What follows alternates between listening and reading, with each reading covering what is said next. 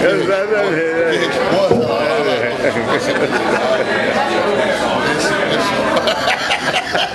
Para muito acabar, eu queria agradecer a resposta que nós tivemos dessa iniciativa. Na abertura foi uma situação bastante constrangedora para o Instituto Palmares, porque a proposta do seminário era uma troca de conhecimentos, era uma abertura de canal de interlocução entre dois campos de saberes muito específicos, mas que quando nós começamos a esmiuçar ao longo das outras sessões, percebeu que não são tão distantes, são específicas, mas não são tão distantes. O Instituto Palmares quer publicamente se desculpar pela inconveniência do que ocorreu no domingo, mas nós não desistimos, pelo contrário. Ontem, depois da mesa de ontem, já se apontou a perspectiva de um trabalho conjunto, né? Isso é um salto sem tamanho, tanto para o povo da psicanálise quanto para o povo da cultura negra. Eu gostaria de chamar à mesa os participantes de hoje. Outras alternativas de resolver o sofrimento foram desenvolvidas no país e a gente sempre teve muito pouco acesso a ela, mesmo as mais clássicas, como, por exemplo, a saúde pública. Então, na mesa de hoje, eu gostaria de convidar o professor Júlio César de Tavares. Do palco, né? Eu gravei tudo. Eu gravei tudo. Júlio César de Tavares é professor do Programa de Pós-Graduação em Antropologia da UF, diretor da Associação para o Estudo da Diáspora Africana no Mundo, a ASUAD, e fundador da CURPA. Vamos chamar também Marcos André Vieira, psicanalista, AME da Escola Brasileira de Psicanálise, membro do Dibraí Maré e professor da PUC Rio. E Refém, rapper, documentarista, estudante de comunicação da UVA, coordenadora do núcleo jovem Coisa de Mulher e coordenadora da ONG Estimativa. Como debatedor, eu vou chamar Romildo do Rego Barros, psicanalista, membro da Escola Brasileira de Psicanálise e diretor do Instituto de Clínica Psicanalística do Rio de Janeiro, ICP. Eu lamento realmente não ter podido estar presente todos os dias, porque, sinceramente, vocês estão de parabéns. É uma iniciativa moderna, ousada, chiquérrima, e eu queria muito estar aqui todos os dias para aprender. Então, estávamos comentando que eu não sei de nenhum encontro assim, enfim, de uma ideia como essa em nenhuma parte do mundo. Parabéns, parabéns, parabéns. E conte conosco na Supir para que se dê continuidade a essa proposta, porque eu tenho absoluta certeza de que é muito interessante e que quem esteve presente esse tempo todo deve ter muita coisa armazenada boa, e eu vou parar de falar porque eu estou aqui para aprender. Boa noite e conte conosco da Supir, tá bom?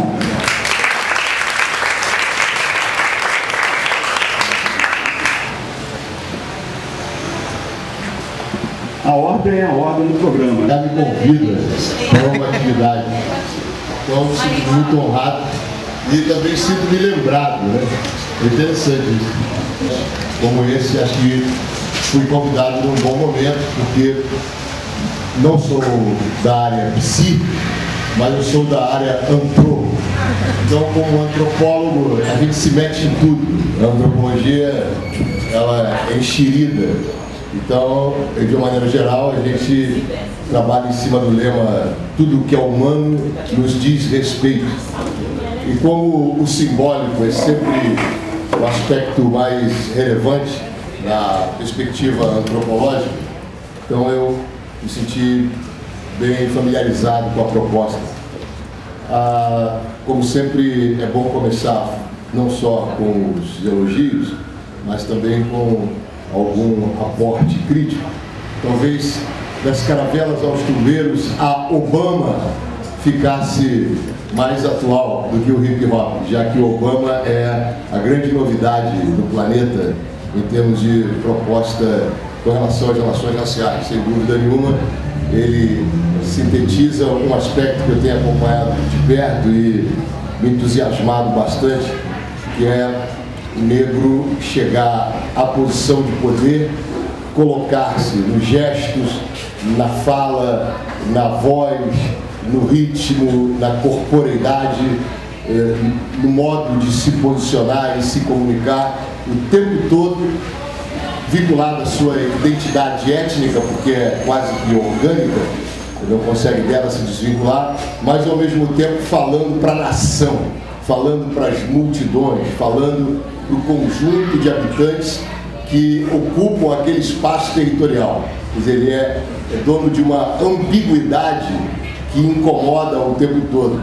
Embora alguns relutem em apontar que ele não fala da questão racial, ele não precisa falar, ele já é a questão racial, né? Utilizando inclusive o termo da nossa gíria, ele já é. Em determinados momentos a palavra ela é demasiada, basta o gesto para sintetizar a força das intencionalidades. E é esse um aspecto, eu acho que não só para nós no Brasil, que fazemos parte, talvez, do maior quinhão da família africana na diáspora, mas para todas as comunidades subalternizadas, o Obama não é o Obama, mas o movimento que o sustenta agora é a grande novidade. Em especial porque ele revela as feridas e as fragilidades, não só do sistema americano, mas do sistema capitalista contemporâneo, que é todo o sistema capitalista ele é etnocida. E é em torno dessa questão que eu gostaria de conversar com vocês, sobre o Estado etnocida. O Obama representaria, não vim para falar de Obama, mas só apenas como um mote para entrarmos no tema, o Obama representa exatamente uma espécie de momento crítico a um Estado genocida, que talvez represente a marca maior do Estado capitalista, o mais eficiente, né, o mais funcional. E existe um paralelismo muito grande com a experiência brasileira, né? Eu acho que a experiência brasileira, no que diz respeito ao Estado, nesse aspecto é muito similar. Nós vivemos sob a égide de um Estado genocida que há 5 séculos garante, através de um genocídio dissimulado, a supremacia do grupo étnico indo-europeu caucasiano, conhecido vulgarmente como raça branca. Preservar seus privilégios sempre foi um dos aspectos fundamentais das políticas públicas encaminhadas. Então, existe no Brasil uma supremacia que se configura por meio de variados mecanismos de exclusão genocida de natureza econômica, política e cultural. Mecanismos que resultam de atividades originadas em áreas que tradicionalmente cooperam com a elaboração da arquitetura do Estado brasileiro, como o direito, a medicina, a engenharia, a polícia e, mais recentemente, os sistemas de comunicação social. São as estruturas que sustentam esse Estado racista, etnocida e genocida. Neste último campo, em especial nas comunicações, verificamos as formas mais organizadas, sofisticadas e perversas dos recalcamentos, conforme nos ilustra a experiência da televisão, que, em geral, ordena as fantasias que representam o que de pior pode ser caracterizado acerca do humano e projetado em seguida como traços do comportamento do negro. Na verdade, esses traços são ritornelos, ou seja, recorrências do imaginário nacional, presentes desde o fato mais marcante da história colonial, que é o encontro do Império Lusitano com o africano e a invenção do ouro, fundamento da própria condição colonial.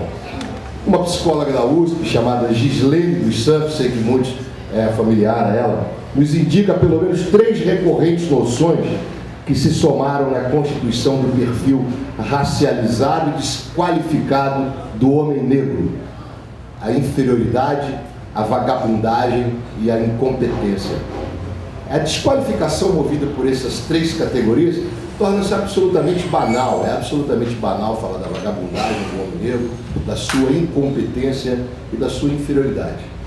Isso é tão recorrente, tão banalizado, que poucos de nós percebemos que são conceitos operantes de uma sistemática desqualificação. A operação de supremacia se apoia nessa desqualificação sobre o negro, e em especial sobre o homem negro.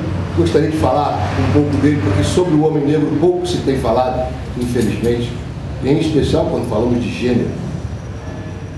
A operação de supremacia que se estabelece, ela é capaz de ocasionar uma profunda injustiça cognitiva, entendendo-se por tal noção a ausência de qualquer ensinamento que reconheça, respeite e qualifique moral, emocional e culturalmente o universo afro-brasileiro e o incorpore de modo efetivo e não excepcional ao imaginário nacional. Eu estou me sentindo incomodado com esse ruído. Vocês estão também? Tá. Não vai ser como vai acontecer. Não é daqui, são os tambores, são os tambores aqui. É fundo musical. Não, pensei que fosse do microfone. Liga só. Então, é dessa injustiça cognitiva que eu gostaria de aprofundar um pouco mais. Ela advém desse recalcamento dos mecanismos de identidade dos sujeitos pertencentes aos grupos étnicos subordinados. Recalcamentos que se encontram centrados no desrespeito às singularidades culturais e religiosas, às experiências civilizatórias e às autodefinições que tornaram efetiva a construção do Brasil. Resultado: a formação de um racismo naturalizado como cultura, reproduzido e confirmado em atos de cordial assentimento e ambivalente cumplicidade. É o famoso compadrio cognitivo, ou pacto narcísico. Eu sou feio e preciso de uma bela do meu lado. Ou eu sou feia e preciso do belo. Esses elementos percorrem toda a história do país. Tal racismo se configura através dos estereótipos da sexualidade e da desumanização do sujeito afro-brasileiro como parte do apagamento da memória e da condição da pessoa afro-brasileira e, consequentemente, da parte da própria memória nacional. O Estado nunca se posicionou claramente diante da dor desse outro. A bem da verdade, somente no governo Lula, não sou do PT, mas a bem da verdade, podemos identificar pequenos passos nessa direção, contra a qual, diga-se de passagem, esse mesmo Estado administrou a esfoliação. Ao contrário do que deveria ser a atuação de um Estado que luta pelo bem-estar social, o que verificamos é um Estado que exercita boa parte do recalcamento, ao contrário do que deveria ser um Estado mediador e cultivador do amor e da justiça entre todos os cidadãos. Em vez disso, cultiva um etnocentrismo aplicado, cujo resultado tem sido a desculturação e a desapropriação do patrimônio cultural. Desse modo, um ser humano, quando racializado, é abandonado à sua própria sorte e orfandade. Todos sabemos que o racismo é um sistema social, um modo de organização da vida, da política, do espaço territorial e da cultura. Entretanto, ao se tentar conceituá-lo, em geral verificamos um diagnóstico que demonstra uma doentia manifestação na alma do povo brasileiro. Por um lado, identifica-se nessa manifestação doentia a presença da paranoia e, por outro, da neurose a envolver a todos, dominantes e dominados. como consequência da própria arquitetura do racismo na ordem do simbólico. Urge, portanto, uma intervenção política no plano psíquico da população brasileira, com um especial foco na população negra afrodescendente, de modo a sinalizar alguma resposta para essa tragédia. A cultura das mídias desempenha um papel poderoso nesse processo, e é nessa instância que o segmento televisivo da mídia passa a desempenhar importante papel na veiculação de um projeto que possa garantir como objetivo, né, uma pequena parte dessa intervenção direcionada a um duplo ataque.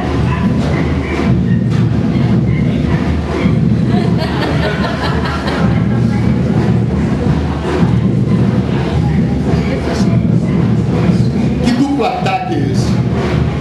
Um ataque à mentalidade do colonialismo interno, palavra rejeitada e bloqueada completamente. Não se fala de colonialidade, nem colonialismo, nem resíduos coloniais no Brasil. Isso é uma palavra apagada do vocabulário nacional. E seus veículos de difusão, que no caso seriam responsáveis pela reprodução desses hábitos de colonialidade. O ataque seguinte seria um ataque que privilegie um novo regime de realidade, que seja responsável por promover elementos de autoconfiança e autorrespeito na população negra, de modo a neutralizar a segregação permanente no campo visual e a disseminação de estereótipos.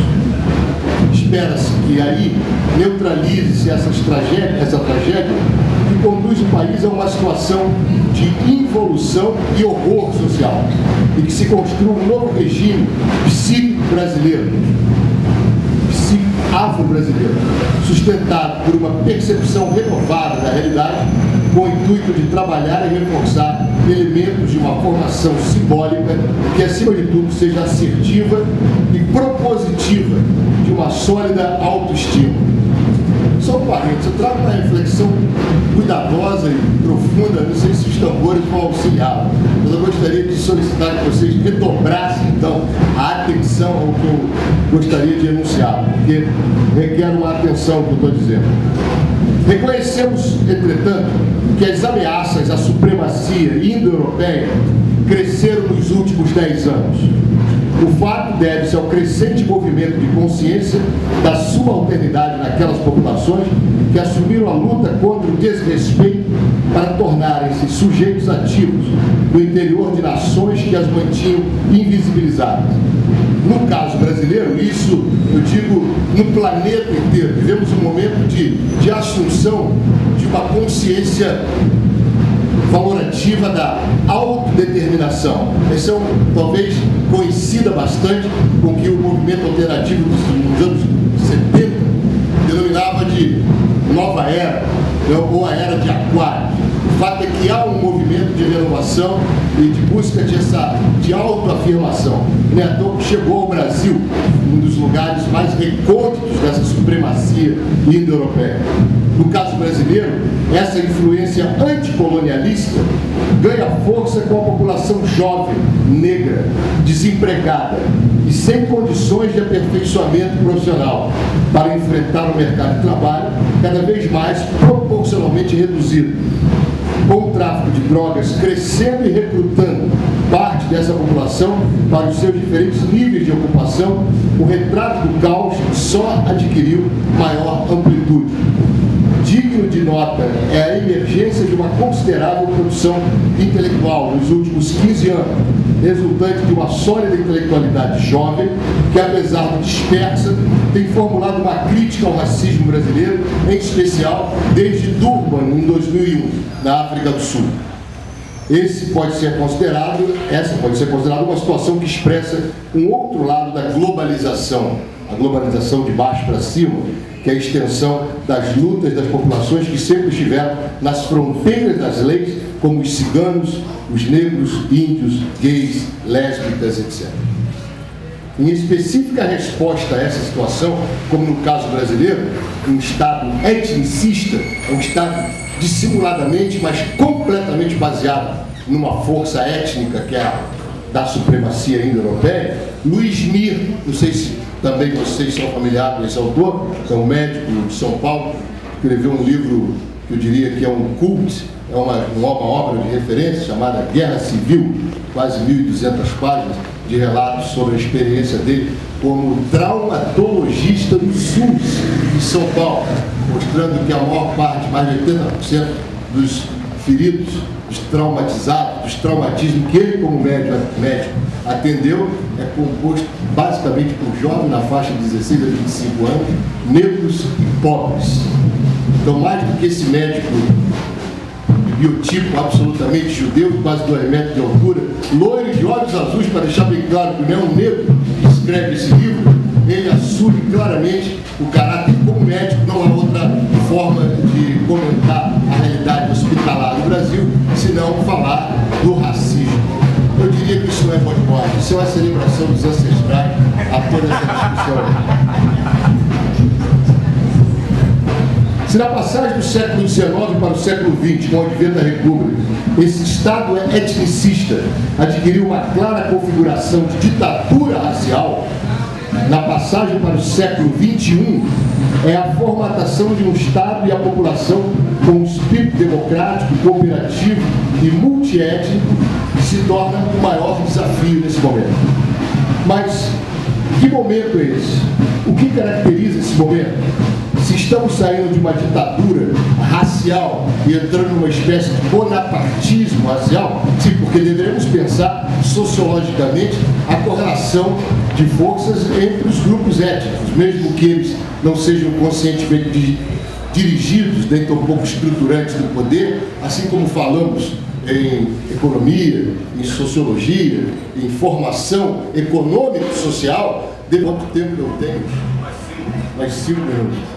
Nesse caso, portanto, eu tenho que resumir, e resumo dizendo o seguinte, que a questão desta formação étnico-racial, que se configura num regime de ditadura em transição para um bonapartismo nas relações étnicas, digamos assim, um fato muito marcante no plano do simbólico, que diz respeito, portanto, a essa preocupação de aliarmos a psicanálise a uma reflexão dessa conjuntura étnico-racial brasileira.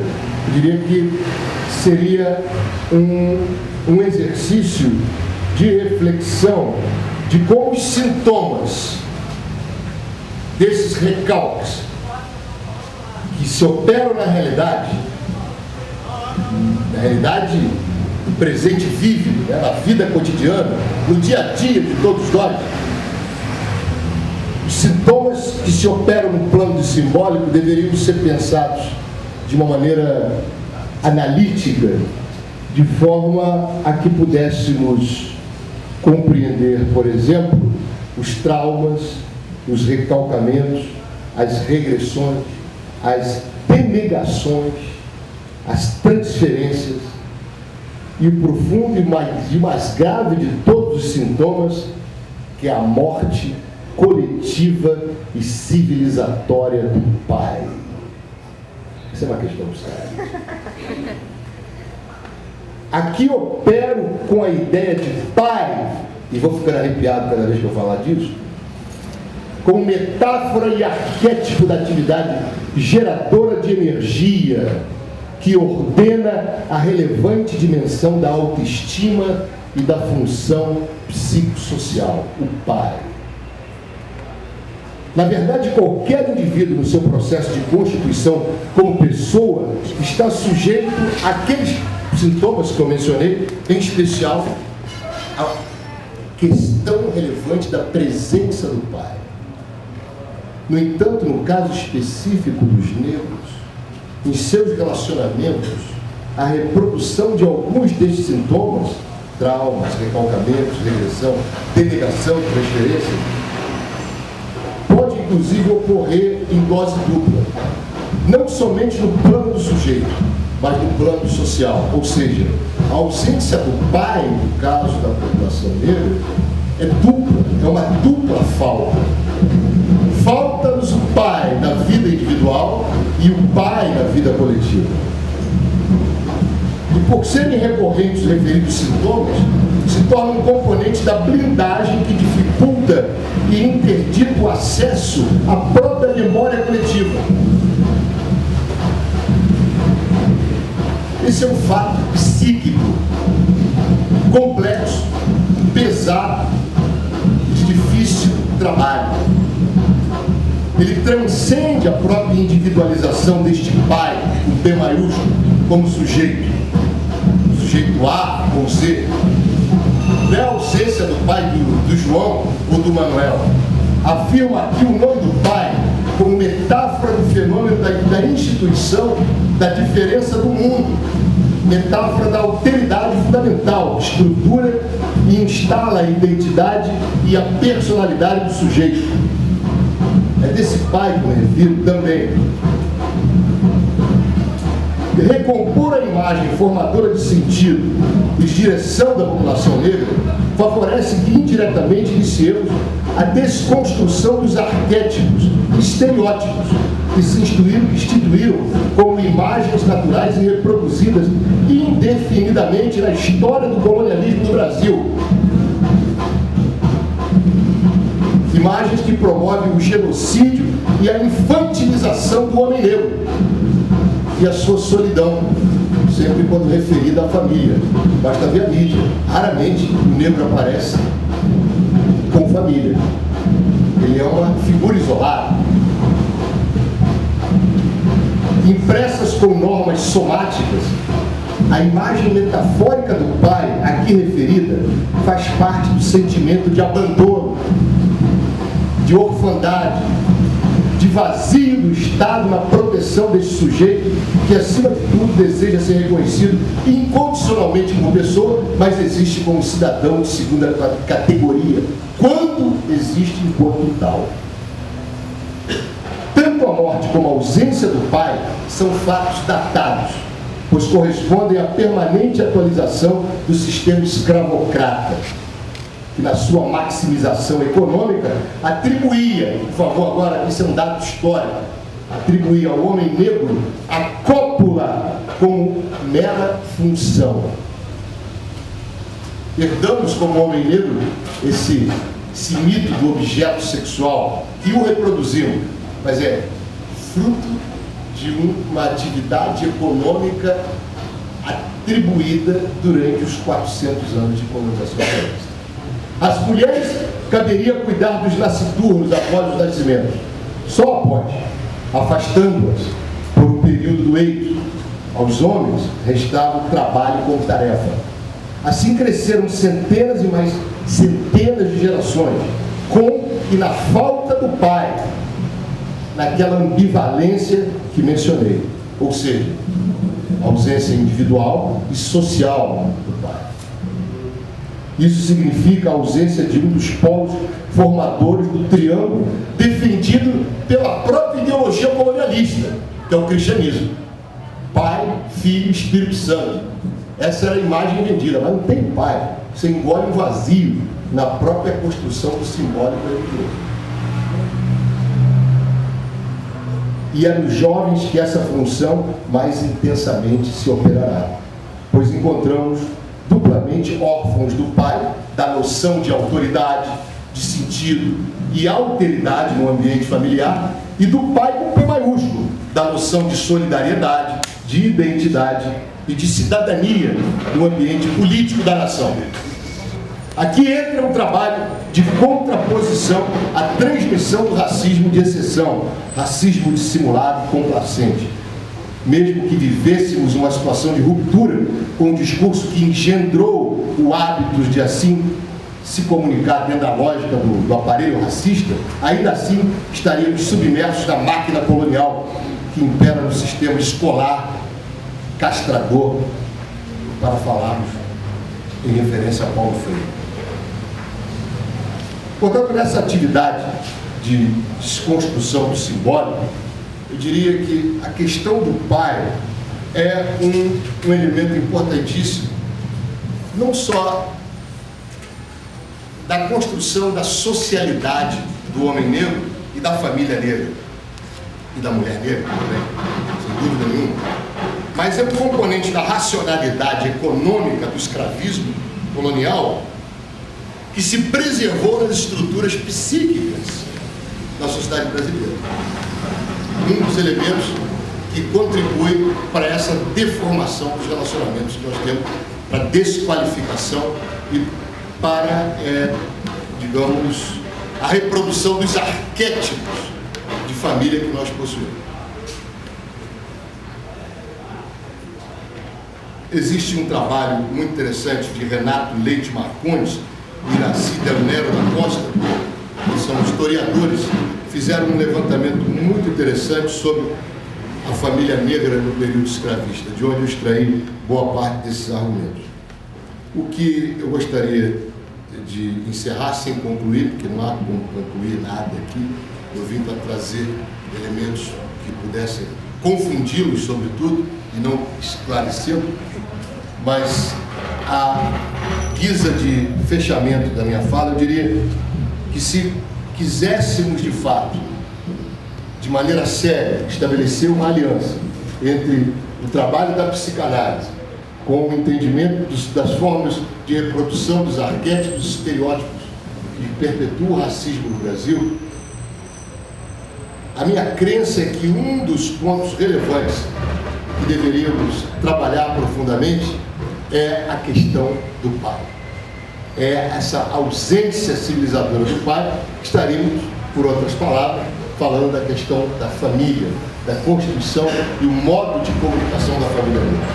Quer dizer, são esses os elementos que eu acho que dariam importância para a identificação e desconstrução desse dolorido e penoso trauma emocional que carregamos como fruto da racionalidade econômica do escravismo colonial.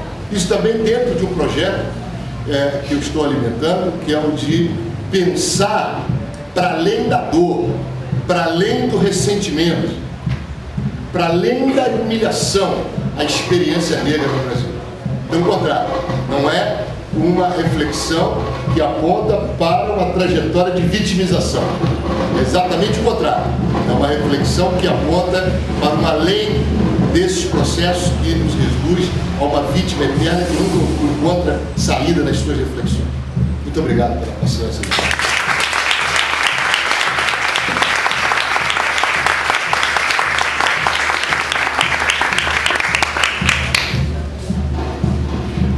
Obrigado, professor Júlio César.